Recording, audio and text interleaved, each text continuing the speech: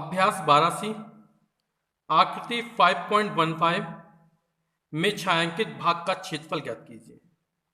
यहाँ पर इसमें ये छायांकित भाग ये है, ये जो पट्टी बनी हुई है इसका हमें क्षेत्रफल ज्ञात करना है। तो यहाँ पर ये जो लंबाई है 40 मीटर दी गई है और ये पूरी लंबाई हमें 50 मीटर दी गई है। ये जो पट्टी बनी हुई है इसकी जो चौड़ाई वो 5 मीटर है, यहाँ पर भी और यहाँ पर भी। तो हमें इस पट्टी का क्षेत्रफल ज्ञात करना है और इस पट्टी का क्षेत्रफल ज्ञात करना है, यानी ये छायांकित भाग उसका क्षेत्रफल ज्ञात करना है। तो यहाँ पर पहले हम इस वाली पट्टी का क्षेत्रफल ज्ञात कर लेते हैं। ये जो पट्टी दी गई है इस पट्टी का हम क्षेत्रफल ज्ञात करते हैं।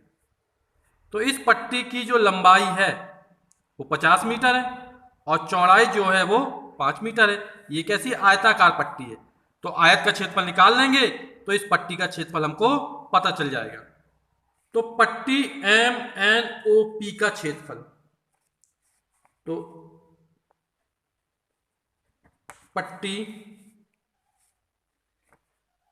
MNOP का क्षेत्रफल बराबर तो लंबाई गुणे चौड़ाई। तो इसकी लंबाई हमारी 50 मीटर है और चौड़ाई 5 मीटर है, तो 50 मीटर गुणे 5 मीटर तो हो जाएगा 0, 5 पना 25, 250 वर्ग मीटर या मीटर की घाते 2। अब हम इस पूरी पट्टी का क्षेत्रफल ज्ञात करें, इस वाली पट्टी का।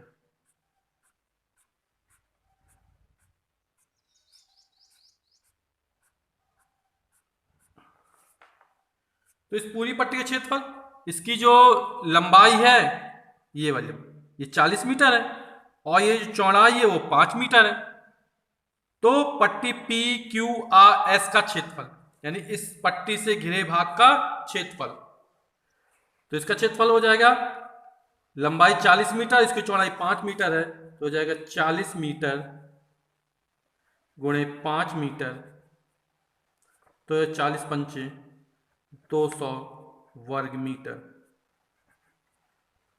लेकिन हम यहां पे देख रहे हैं जब इस वाली पट्टी का क्षेत्रफल निकाला तो पूरा निकाला, जब इसका निकाला तो ये वाला भाग फिर से एक बार शामिल हो गया। ये जो छोटा सा भाग है वर्गाकार भाग, क्योंकि इसकी लंबाई और चौड़ाई पूरी 5 मीटर है, ये हमारा 2 बार शामिल हो रहा है। इस वाले में भी शामिल हो गया तो एक बार शामिल हो गया, जब इसका निकाला तो फिर ये आ गया।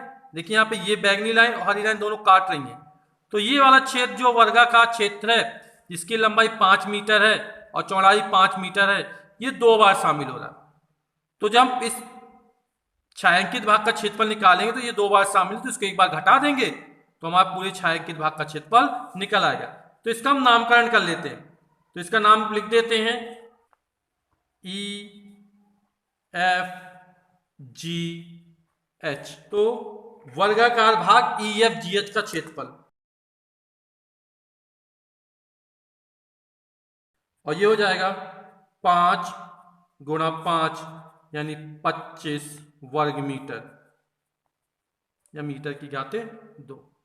तो ये छायांकित भाग का क्षेत्रफल ज्ञात करने के लिए हम इस वाली पट्टी का क्षेत्रफल, इस वाली पट्टी का क्षेत्रफल जोड़ेंगे और इस वाले वर्गाकार भाग का क्षेत्रफल घटा देंगे, तो हमारा निकल आएगा पट्टी MNOP का क्षेत्रफल, यानी 250 निकाला तो 250 वर्ग मीटर।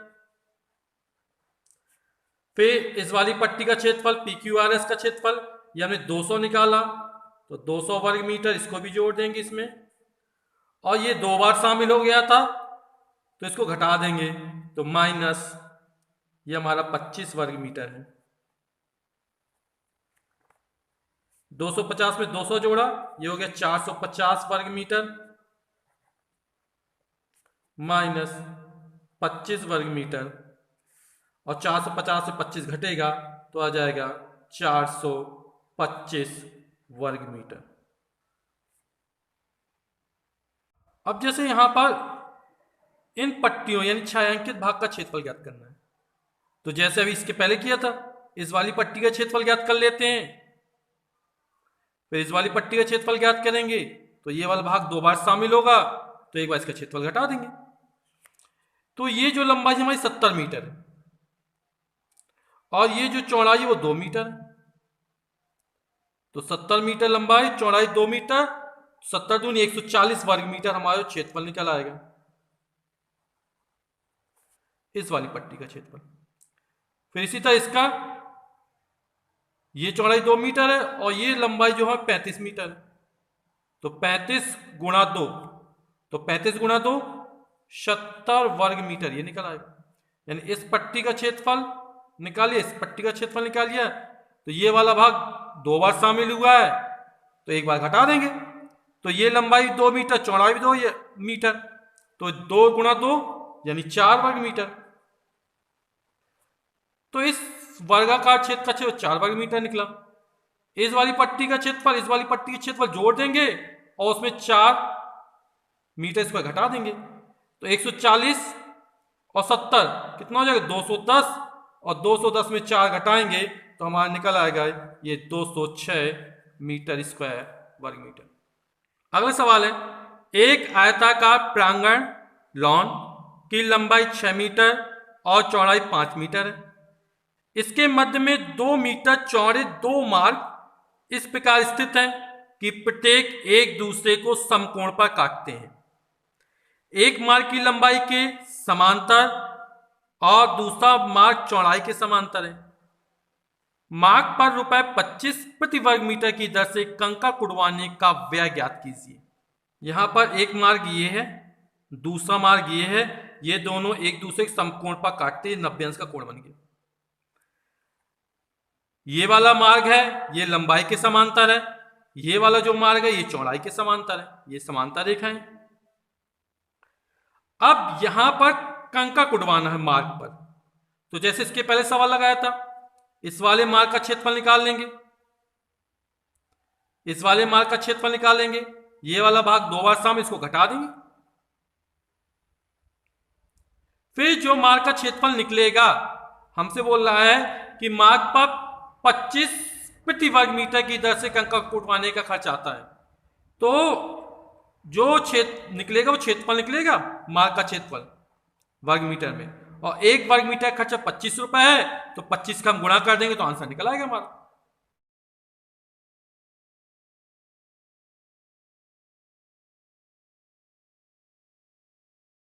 अगला सवाल, आकृति 12.15 में छायांकित मार्ग का क्षेत्रफल ज्ञात कीजिए। तो यहां पर ये जो छायांकित मार्ग है इसका हमको क्षेत्रफल ज्ञात करना है, तो हम पहले इस पूरे भाग का क्षेत्रफल ज्ञात कर लेते हैं। ये आयताकार भाग है और इसमें ये वाला भाग का क्षेत्रफल हम निकाल लेंगे, अलग कर लेंगे, तो ये छायांकित भाग का क्षेत्रफल को निकल आएगा। तो इस आयताकार भाग की ये लंबाई 20 मीटर है, ये चौड़ाई 15 मीटर है, तो 20 में 15 गुणा करेंगे तो आ जाएगा 300 वर्ग मीटर।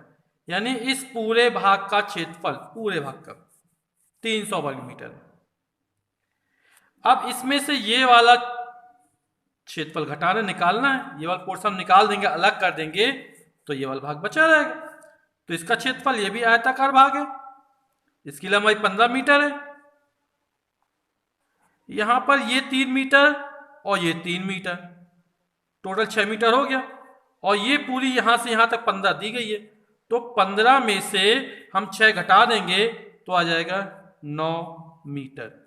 यानी ये जो भाग की चौड़ाई है वो 9 मीटर, लंबाई 15 मीटर, तो 15 में 9 का गुणा कर देंगे, तो 15 गुणा 9 135। तो ये पूरा 300 वर्ग मीटर है, उसमें से हम 135 घटा देंगे तो छायांकित भाग का क्षेत्रफल निकल आएगा, और ये निकलेगा 165।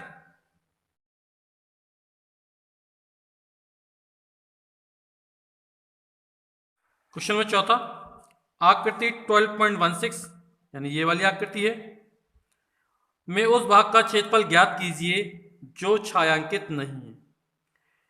यानी ये जो छायांकित भाग नहीं है, सफेद सफेद दिख रहा है, इसका क्षेत्रफल हमको ज्ञात करना है। तो हम पहले छायांकित भाग का क्षेत्रफल ज्ञात कर लेते हैं, जैसे पिछले सवालों में ज्ञात किया था। हम क्या करेंगे, इस पूरे आयत के क्षेत्रफल में से ये वाले जो पट्टी क्षेत्रफल है, छायांकित भाग है, उसको निकाल लेंगे, यानी घटा देंगे, तो ये वाले जो शेष भाग है उसका क्षेत्रफल हमें ज्ञात हो जाएगा, जो छायांकित नहीं है। तो पहले हम छायांकित भाग का क्षेत्रफल ज्ञात करेंगे, और आयत की लंबाई 75 मीटर और ये चौड़ाई 24 मीटर। तो आयत का क्षेत्रफल ज्ञात करेंगे, 75 गुणे 24, जो निकलेगा उसमें से छायांकित भाग का क्षेत्रफल हम घटा देंगे, तो ये शेष भाग का क्षेत्रफल हमको निकल आएगा।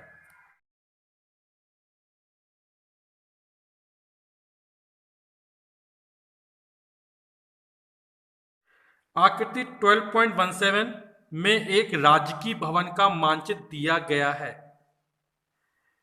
इसमें सड़क को बिंदुदार भाग से दिखाया गया है।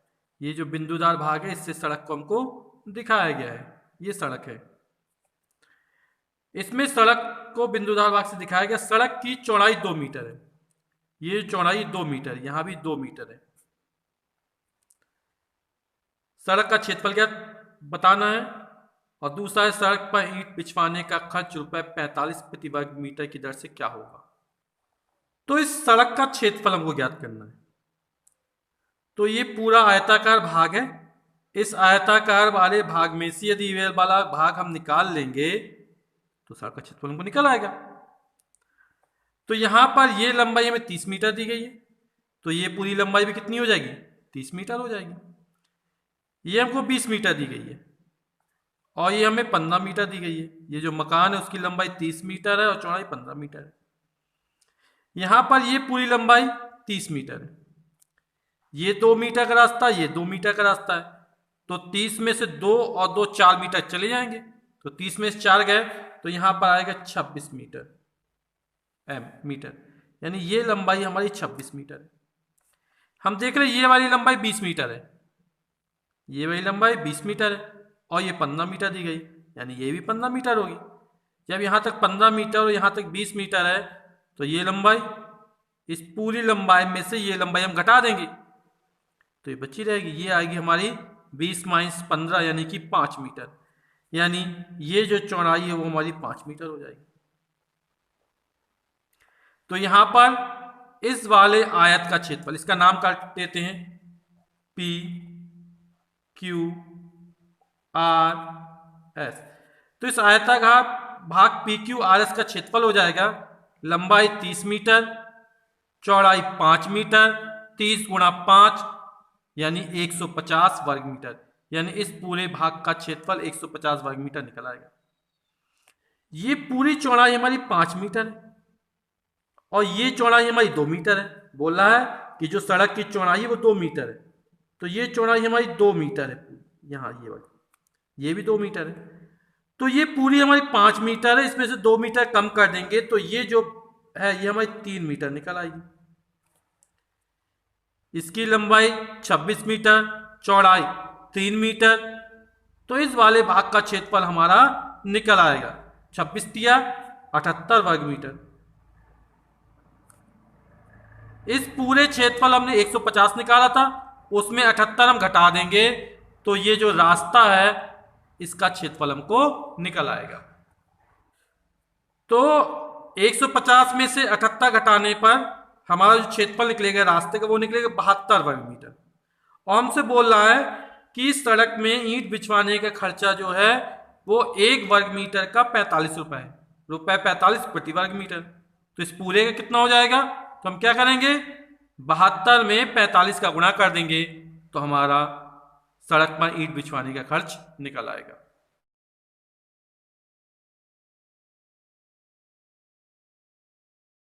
क्वेश्चन नंबर 6वां, अमरूद के एक आयताकार बाग की लंबाई 180 मीटर और चौड़ाई 120 मीटर है, यानी 180 मीटर लंबा और 120 मीटर चौड़ा है। बाग के बीचों बीच एक दूसरे को समकोण पर काटते हुए 3 मीटर चौड़े 2 रास्ते हैं। रास्ते पर मिट्टी डलवाने का खर्च ₹12 प्रति वर्ग मीटर की दर से ज्ञात कीजिए। तो इसी तरह कुछ सवाल हमने दूसरा लगाया था, उसमें भी लंबाई चौड़ाई दी गई थी, रास्ते का क्षेत्रफल ज्ञात कर लेंगे और उसमें मिट्टी डलवाने का खर्च जो क्षेत्रफल निकलेगा उसमें 12 को गुणा कर देंगे, तो हमें मिट्टी डलवाने का खर्च निकल आएगा।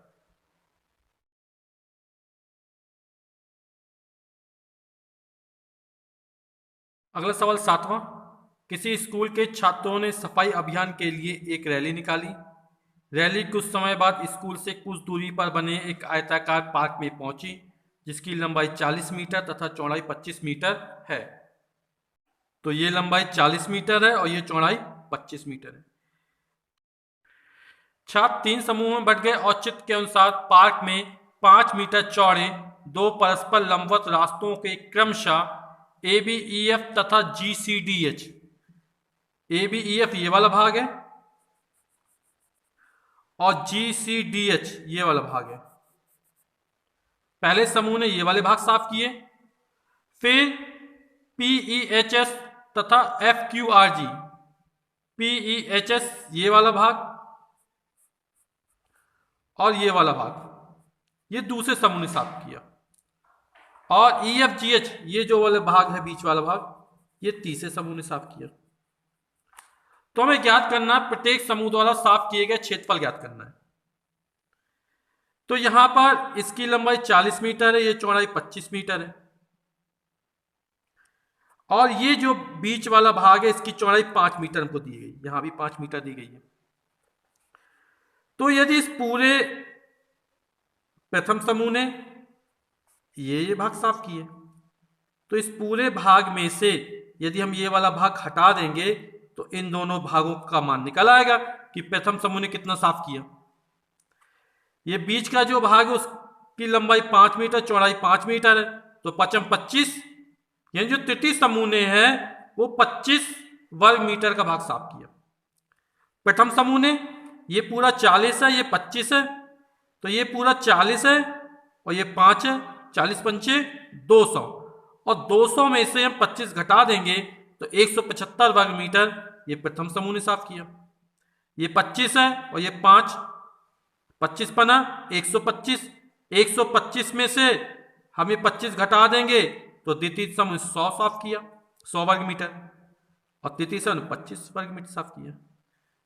हमें ये वाला भाग और ये वाले भाग का क्षेत्रफल ज्ञात करना है टोटल का, तो इस पूरे आयत का क्षेत्रफल हम निकालते हैं और इस वाले भाग का क्षेत्रफल घटा देते हैं, तो प्रथम समूह के द्वारा निकल आता है। इसी तरह द्वितीय समूह का निकाल लेते हैं और फिर तृतीय समूह का निकाल देते हैं।